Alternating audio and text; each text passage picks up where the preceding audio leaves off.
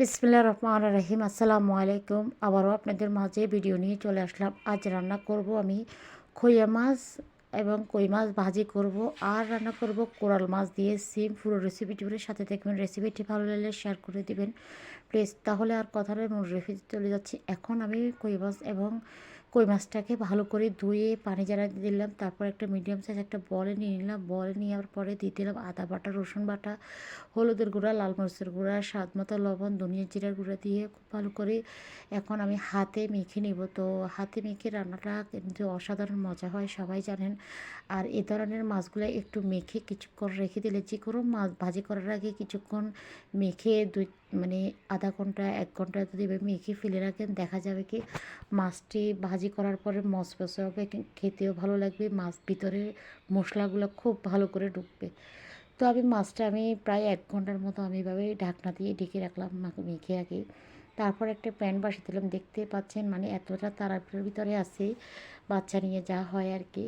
তো এক সাইডে চুলার মানে তাওয়াটা, ফ্রাই প্যানটা একটু মানে পুড়ে লালচা কালার হয়ে গেছে। তো কিছু করার নাই, যেহেতু বাচ্চারা ঘরে একটু একটু সমস্যা হতেই পারে, প্রত্যেকটা ঘরেই হয় এটা। তো যাই হোক, আমি প্রথমে একটা প্যান, চুলার পরে একটা প্যান বসা দিয়ে তেলটা একটু গরম হওয়ার পর মাছটা দিয়ে দিলাম। এপাশ ওপাশ করে মাছটা দেখতেই পাচ্ছেন ভেজে নিলাম। তো কালারটা যখন মাছটার একটু কালার কালার হয়ে আসছে, তখন এখন না মাছটা এখন চুলা থেকে নামাই ফেলবো। তো সবাই এভাবে করে মাছটা ভেজে, আশা করি যারা নতুন তাদের জন্য মূলত ভিডিওগুলো দেওয়া। প্রতিদিন যা খাই, যা যেটা আল্লাহ রিজিকে রাখে সেটাই আমি দেওয়ার চেষ্টা করি। আহামরি কিছু দিতে পারি না। প্লিজ আমার ভিডিওটা দেখবেন, যাদের একটু উপকারে আসবে, আশা করি আমার খুবই ভালো লাগবে। সবাই আপনাদের মূল্যবান মতামত অবশ্যই জানাবেন প্রত্যেকটা ভিডিওর ভিতরে।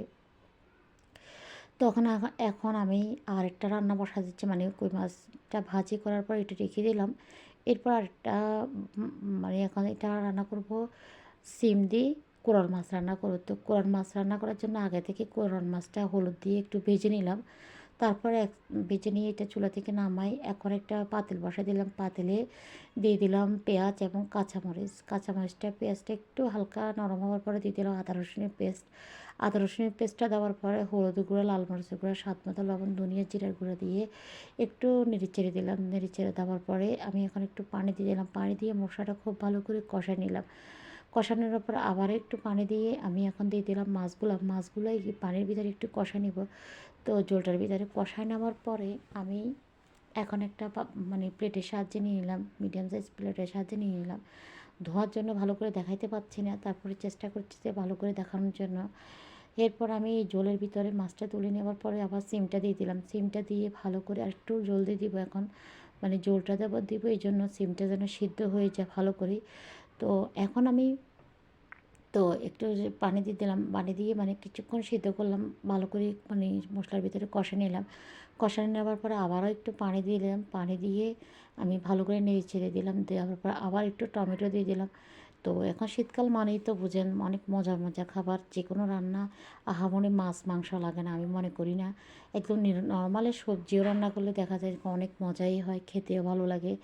তো আমি এখন একটু বাগার দিয়ে দিলাম। বাগার দিয়ে মানে মাছটা তুলে নেওয়ার পরে আমি আর ক্যামেরাটা অন করি না, মাছটা দিয়ে আবার একটু পানি দিয়ে ভালো করে সমানিয়ে রান্নাটা করে নিলাম। রান্না করার পরে তারপর একটু রসুন দিয়ে বাগার দিলাম, একটু ধনিয়া পাতা দিয়ে এখন চুলা থেকে নামাই ফেলবো। তো রান্নাটা কেমন হয়েছে অবশ্যই কমেন্টে জানাবেন, কোন রান্না কেমন হয়েছে সবাই একটু কমেন্ট করবেন প্লিজ। আমাকে একটু ভালোবাসা দিবেন, সবসময় লাইক কমেন্ট ফলো দিয়ে পাশে থাকবেন, ভালোবাসা দিবেন, উৎসাহ দিবেন। আপনাদের উৎসাহ আমি সবসময় চাই।